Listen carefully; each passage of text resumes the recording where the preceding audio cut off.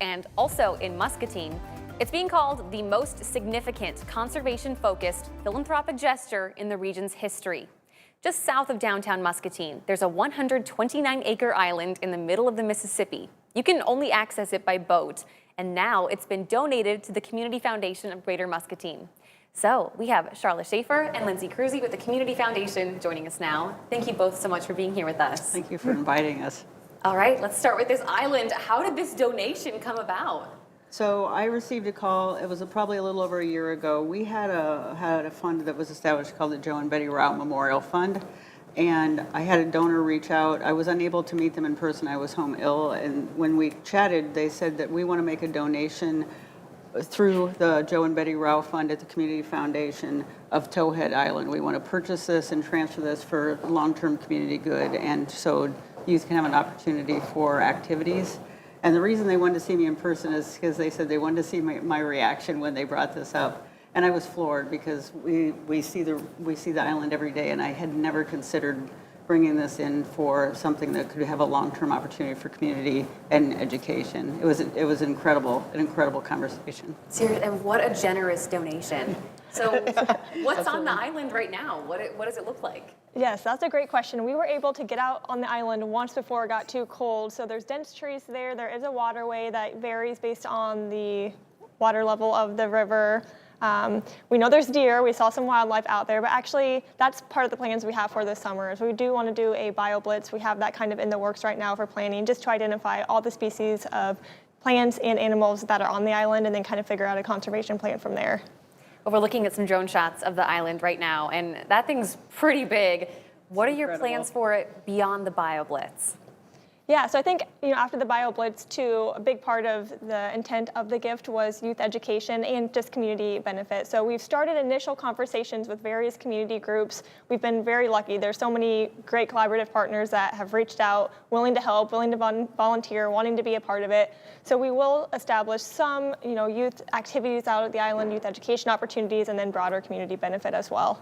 I know a lot of people are concerned about preserving the natural beauty of the island as well. Can you speak to any sort of development plans that you have, or if you want to keep things natural in the way they are? I think right now the plans will probably keep it as natural as possible. Not huge development plans for the island right now. Yeah, absolutely. I mean, it's important for the longevity of for the community and the longevity of the space to make sure that we maintain it in a way that keeps this integrity. Mm.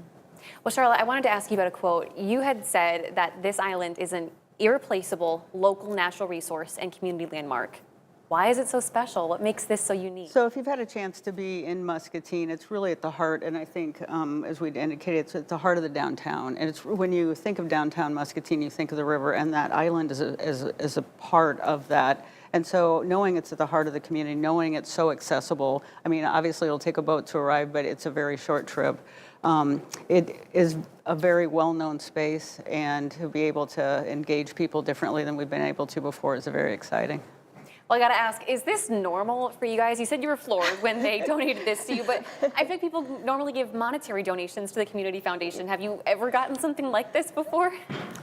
This is unique as far as I know. Community foundations can accept unique assets, but this one is different. It's exciting too, very exciting, lots of opportunities. We think we might be the only community foundation that owns an island. But yes, we receive gifts of all types. So we have other land holdings. We work with the donor to ensure that their charitable intent and the dreams that they have behind that we can meet and carry forward to perpetuity. And that was why this is such an important gift, is we can carry this forward. And as Lindsay indicated to begin with, this year we have plans that will continue to evolve and unfold. And so we look forward to some really exciting opportunities through that.